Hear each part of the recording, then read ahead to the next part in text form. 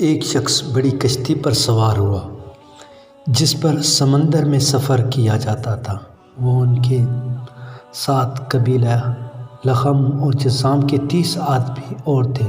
سمندر کا طوفان 1 ماہ تک ان کا تماشا بنا رہا۔ آخر مغربی جانب ان کو ایک جزیرہ نظر آ پڑا جس کو دیکھ کر وہ بہت ہی مسرور ہوئے اور چھوٹی کشتیوں میں بیٹھ کر اس جزیرے پر اتر گئے۔ سامنے سے ان کو ایک جانور کی شکل والا ایک چیز پر نظر پڑی جس کے سارے جسم پر بال ہی بال تھے۔ اس میں اس کے اعضاء مستورہ تک کچھ نظر نہ آتے۔ لوگوں نے سے کہا، کم بخت تو کیا بلا ہے؟ وہ بولی، میں دجال کی جاسوس ہوں۔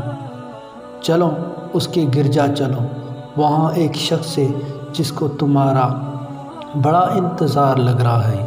یہ کہتے ہی جب اس نے ایک آدمی کا ذکر کیا تو اب ہم کو ڈر لگا کہ کہیں وہ جن نہ ہو۔ ہم لپک کر اس گرجا میں پہنچے تو ہم نے ایک بڑا قوی ہینگل شخص دیکھا۔ اس سے قبل ہم نے ویسا کوئی شخص نہیں دیکھا، کوئی بھی ایسا شخص نہ دیکھا تھا کہ اس کے ہاتھ گردن سے ملا کر اور اس کے پیر گھٹنوں سے لے کر ٹخنوں تک لوہے کی زنجیروں میں نہایت مضبوطی سے جکڑے ہوئے تھے۔ ہم نے اس سے کہا، تیرا ناس ہو تو کون ہے؟ وہ بولا، تم کو تو میرا پتہ ہی کچھ نہ کچھ لگ گیا ہوگا، اب تم بتاؤ تم کون لوگ ہو؟ انہوں نے کہا کہ ہم عرب کے باشندے ہیں۔ ہم ایک بڑی کشتی میں سفر کر رہے تھے کہ سمندر میں طوفان آیا اور 1 ماہ تک رہا۔ اس کے بعد ہم اس جزیرے پر جس کے تمام جسم پر ہم ایک جزیرے پر پہنچے، اس پر ایک جانور کی طرح نظر پڑی اور اس کے جسم پر پورے بال ہی بال تھے۔ اس نے کہا، یہ جاسوس ہے، چلو اس شخص کی طرف چلو اس گرجا میں، اس لیے ہم جلدی تیرے پاس آ گئے۔ اس نے کہا کہ مجھے پتہ ہے کہ بیسا کہ کھجوروں میں پھل آتا ہے یا نہیں؟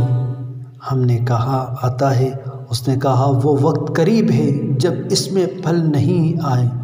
پھر اس نے پوچھا، اچھا بحیرہ طبریہ کے متعلق بتاؤ، اس میں پانی ہے یا نہیں؟ ہم نے کہا بہت ہے۔ تو اس نے کہا، وہ زمانہ قریب ہے جب اس میں پانی نہ رہے گا۔ پھر اس نے پوچھا، زغر یہ شام میں ایک بستی ہے، اس کا نام ہے، تو اس کے چشمے کے متعلق بتاؤ، اس میں پانی ہے یا نہیں؟ تو اس بستی والے اس کے پانی سے کھیتوں کو سیراب کرتے ہیں یا نہیں؟ ہم نے کہا، اس میں بہت ہی پانی ہے اور لوگ اس کے پانی اور لوگوں کے اس پانی سے کھیتوں کو لوگ سیراب کرتے ہیں اس پانی سے۔ پھر اس نے کہا، اچھا نبی الامیین کا کچھ حال سناؤ۔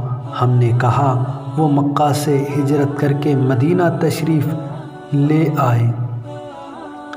اسی نے پوچھا، عرب کے لوگوں نے اس کے ساتھ جنگ کی؟ ہم نے کہا کہ ہاں۔ اس نے پوچھا، اچھا پھر کیا نتیجہ رہا؟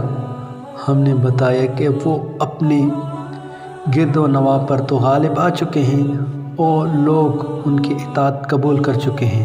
اس نے کہا، سن لو، ان کے حق میں یہی بہتر تھا کہ ان کی اطاعت کر لیں، اور اب میں تم کو اپنے متعلق بتاتا ہوں، میں مسیح دجال ہوں اور وہ وقت قریب ہے جب مجھ کو یہاں سے باہر نکلنے کی اجازت مل جائے گی۔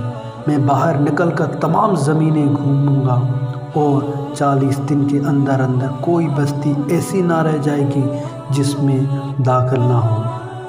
بجمع مکہ اور طیبہ، ان دونوں مقامات میں میرا داخلہ ممنوع ہے۔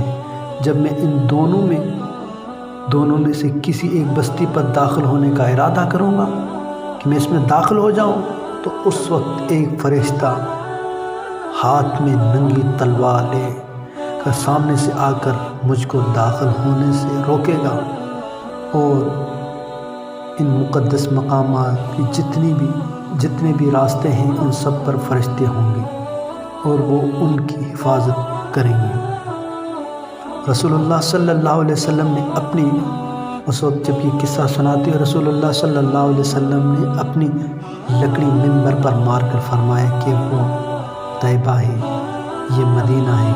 یہ جملہ 3 بار فرمایا۔ دیکھو یہاں بات ہم نے تم سے بیان نہ کی کہ لوگوں نے کہا جی ہاں آپ نے فرمایا تھا۔